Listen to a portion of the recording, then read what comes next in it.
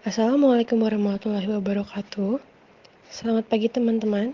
Perkenalkan kami dari kelompok 5 yang beranggotakan Farah Syifa Adila dengan NIM 33, Rizky Aditya Prayoga dengan NIM 34, Oktaviana Pramunda dengan NIM 35, Afnan Nur Khalisah dengan NIM 36, Rikma Ratrinur Hasanah dengan NIM 37, Syafia Arji Windara dengan NIM 38, Febriansyah Pratama Gusti dengan NIM 40, dan saya sendiri Konita Korata Ayun dengan NIM 39.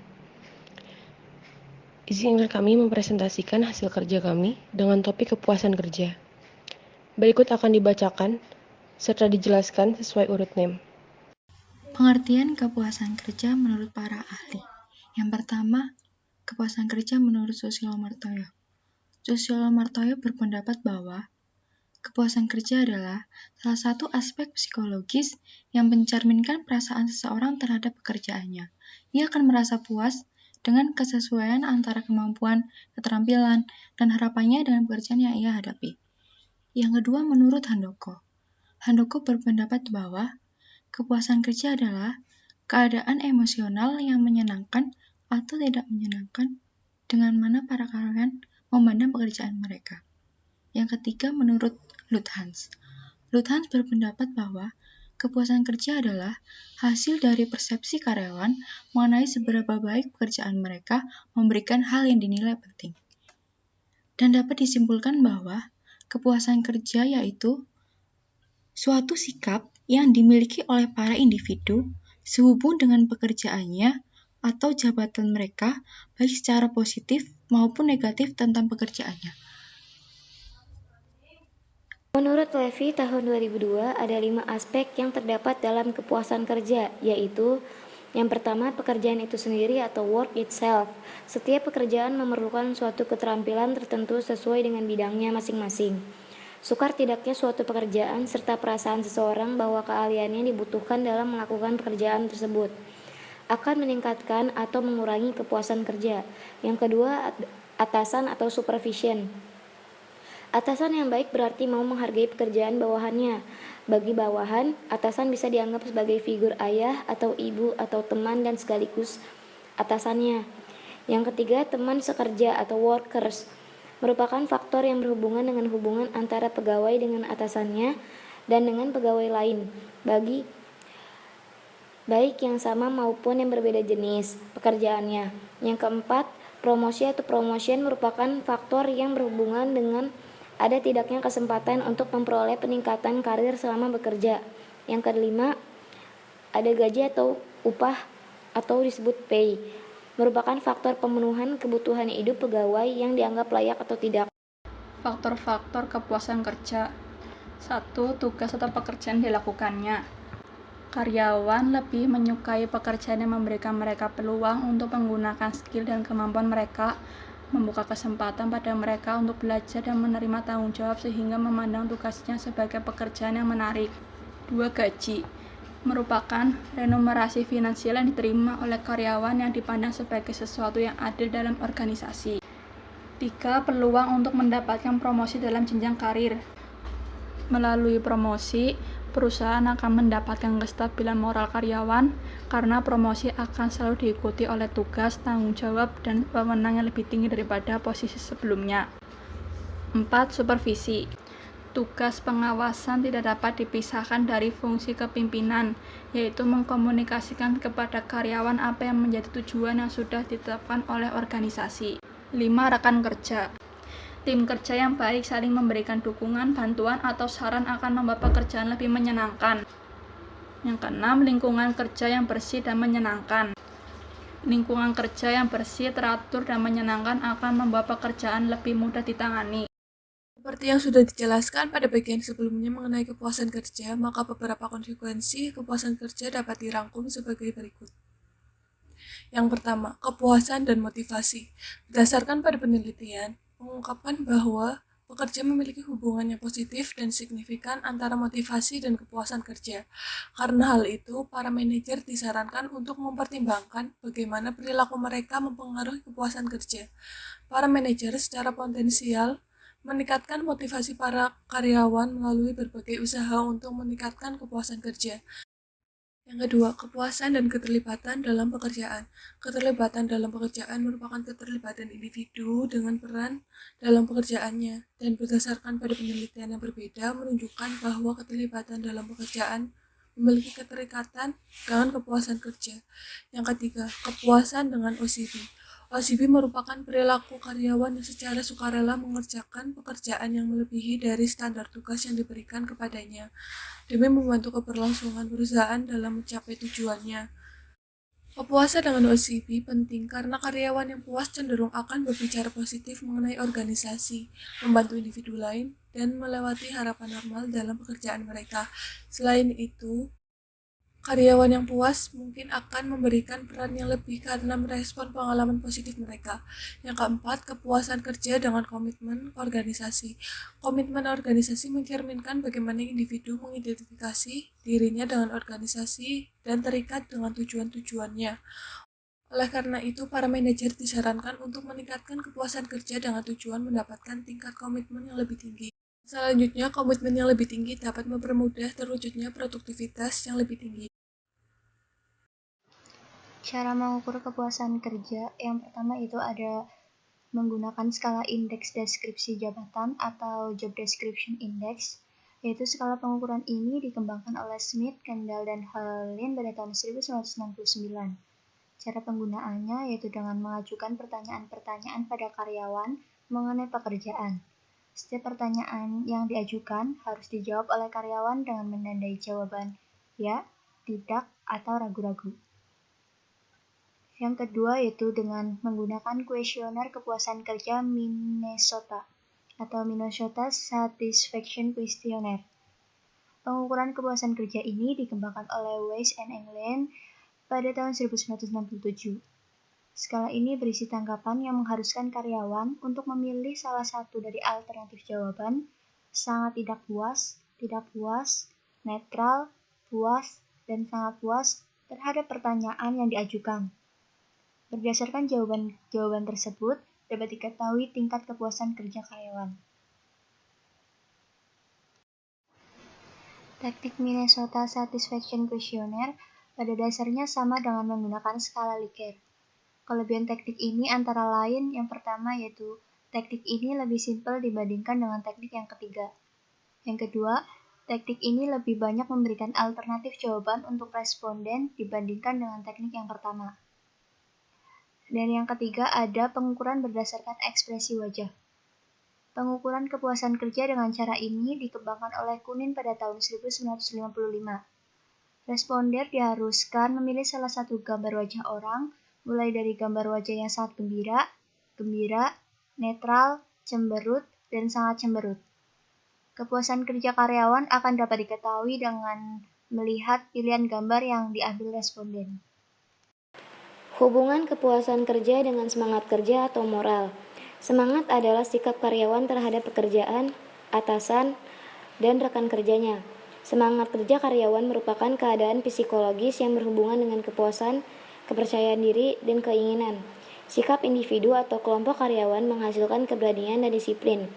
Menurut Tiwari tahun 2014, menurut Niti Semito tahun 1982, semangat kerja adalah melakukan pekerjaan secara lebih giat, jalan memperkecil kekeliruan dalam pekerjaan, mempertebal rasa tanggung jawab, serta dapat menyelesaikan tugas dan waktu yang telah ditetapkan. Apabila pegawai merasa tidak mendapatkan gaji yang adil dan memadai, kinerja dan semangat kerja pegawai secara tidak langsung akan menurun. Gaji untuk seorang pegawai merupakan suatu pemasukan atau penghargaan yang penting. Individu akan merasa terpuaskan gajinya apabila persepsi terhadap gaji sesuai dengan semestinya dan sama seperti yang dipikirkan oleh individu tersebut. Menurut Heinemann dan Schwartz, tahun 1985, individu yang memiliki kepuasan gaji yang positif akan mencakupi aspek pay level, benefit, pay raise, struktur, dan administration. Apa itu semangat kerja? Menurut Hasley tahun 2001 menyatakan bahwa semangat kerja atau moral kerja itu adalah sikap kesediaan perasaan yang memungkinkan seorang karyawan untuk menghasilkan kerja yang lebih banyak dan lebih tanpa menambah keletihan. yang menyebabkan karyawan dengan antusias ikut serta dalam kegiatan-kegiatan dan usaha-usaha sekelompok kerjanya, dan membuat karyawan tidak mudah terkena pengaruh dari luar, terutama dari orang-orang yang mendasarkan sasaran mereka itu atas tanggapan bahwa satu-satunya kepentingan pemimpin perusahaan itu terhadap dirinya untuk memperoleh keuntungan yang sebesar-besarnya darinya dan memberi sedikit mungkin. Tingkat stres. Secara umum, terdapat 3 buah pendekatan untuk membahas masalah stres dalam ruang lingkup organisasi. Yang pertama, pendekatan berorientasi pada karakteristik objektif dari berbagai situasi kerja yang dapat menimbulkan stres. Pendekatan ini bertolak dari konsep stres sebagai suatu kondisi atau situasi yang mampu menimbulkan pergolakan, kekacauan, atau perubahan yang bersifat reaktif dalam individu. Dengan perkataan lain, pendekatan ini mengacu kepada konsep stres sebagai stimulus. Secara umum, konsep stres sebagai suatu stimulus digunakan untuk menerangkan situasi-situasi yang memiliki karakteristik baru, intens, kuat, berubah-ubah dengan cepat, dan situasi tanpa dulu sebelumnya. Selanjutnya, ada pendekatan mengacu pada karakteristik individu sebagai penyebab utama stres. Pendekatan ini bertolak dari pendapat bahwa individu memiliki ambang stres yang berbeda. Dengan demikian, karakteristik individu akan mempengaruhi kadar stres yang dihayatinya. Dan selanjutnya, pendekatan ketiga yaitu meninjaunya melalui acuan interaksi antara situasi objektif dan karakteristik individu. Teori-teori ini yang didasari oleh pendekatan ini berpendapat bahwa stres tidak semata-mata disebabkan oleh situasi lingkungan kerja atau semata-mata oleh karakteristik pekerja yang bersangkutan, melainkan oleh interaksi antara kedua faktor tersebut. Selanjutnya, pembinaan disiplin.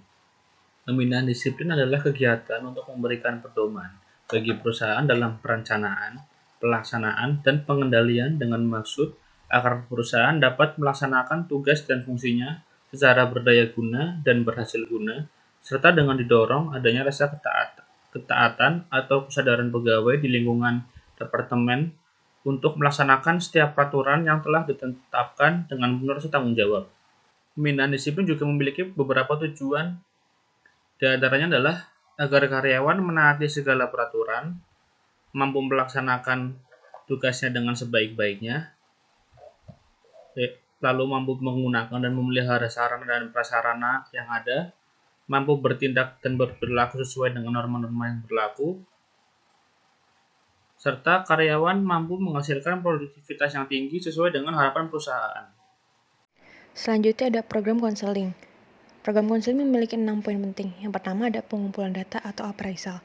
Komponen ini mencakup semua usaha untuk memperoleh data tentang peserta, menganalisis dan menafsirkan data serta menyimpan data itu. Tujuannya ialah mendapatkan pengertian yang lebih luas, lebih lengkap, dan lebih mendalam tentang masing-masing peserta, serta membantu mendapatkan pemahaman akan diri sendiri. Data itu mencakup data psikolog, serta data sosial. Yang kedua ada pemberian informasi atau information. Komponen ini mencakup usaha-usaha untuk membekali peserta dengan pengetahuan serta pemahaman tentang lingkungan hidupnya dan tentang proses perkembangan sesuai usia. Termasuk dalam komponen ini apa yang disebut orientasi, yaitu memperkenalkan lingkungan dengan segala seluk-beluk, dan artikulasi, yaitu pemberian informasi yang bersangkutan. Poin ketiga atau penempatan atau placement. Komponen ini mencakup segala usaha membantu merencanakan masa depan atau jenjang karir, memilih program lanjutan sebagai persiapan untuk kelak. Tujuannya ialah supaya peserta menempatkan diri dalam program dan lingkungan kegiatan yang menunjang perkembangan serta semakin merealisasikan rencana masa depan. Poin keempat ada konseling, yaitu komponen ini mencakup usaha membantu peserta merefleksi diri melalui wawancara konseling secara individual atau secara kelompok. Lebih-lebih bila peserta menghadapi masalah yang belum dapat diselesaikan atau secara tuntas. Pada poin kelima ada konsultasi atau consultation. Komponen ini mencakup semua usaha memberikan asistensi lingkungan yang bersangkutan demi perkembangan peserta yang lebih baik. Dan yang terakhir ada evaluasi program atau evaluation. Komponen ini mencakup usaha menilai efisiensi dan efektivitas dari pelayanan bimbingan itu sendiri demi peningkatan mutu program bimbingan. Selanjutnya ada fungsi. Fungsi memiliki 5 poin penting, yaitu ada fungsi pemahaman, fungsi pencegahan, fungsi pengentasan, fungsi pemeliharaan perkembangan, serta fungsi advokasi. Yang pertama ada fungsi pemahaman. Fungsi pemahaman merupakan pemahaman tentang diri dan lingkungan, sedangkan fungsi pencegahan merupakan permasalahan yang mungkin timbul dan dapat mengganggu, menghambat, dan merugikan seseorang. Yang ketiga ada pengentasan, yaitu dapat diatasinya permasalahan yang dihadapi. Yang keempat ada fungsi pemeliharaan dan pengembangan, yaitu terhadap potensi dan kondisi positif serta berkelanjutan. Dan yang terakhir ada fungsi advokasi, yaitu memberikan pembelaan terhadap hak-hak atau kepentingan yang kurang mendapat perhatian. Pada slide berikutnya ada 4 tipe konseling. Yang pertama ada konseling krisis, yang kedua ada konseling fasilitatif, yang ketiga ada konseling preventif, dan yang terakhir ada konseling developmental. Konseling kritis. Berdasarkan sifat situasi kritis, konselor menerima situasi dan menciptakan keseimbangan pribadi dan penguasaan diri. Konselor menunjukkan sikap dasar yang meyakinkan seperti dapat meredakan kecemasan dan menunjukkan tanggung jawab kepada klien melalui dukungan dan ekspresi penghargaan terhadap klien. Selain itu, konselor juga memberikan investasi langsung, dukungan dan konseling individual ke klinik dan lembaga yang layak. Yang kedua ada konseling fasilitatif, yang merupakan proses membantu klien menjadikan jelas permasalahannya. Bantuan dalam pemahaman dan penerimaan diri. Penemuan rencana tindakan dalam mengatasi masalah dan melaksanakan semua itu dengan tanggung jawab sendiri. Yang ketiga ada konseling preventif. Konselor dapat menyajikan informasi kepada suatu kelompok atau membantu individu mengarahkan program-program pencegahan suatu penyakit. Aktivitas yang dilakukan konselor adalah pemberian informasi, konseling individu berdasarkan isi dan proses program pencegahan. Yang terakhir ada konseling developmental. Tipe konseling ini terfokus pada membantu para klien pertumbuhan pribadi yang positif dalam berbagai tahap kehidupan mereka. Sekian dari kami, sekiranya jika ada salah kata, kami mohon maaf. Wassalamualaikum warahmatullahi wabarakatuh.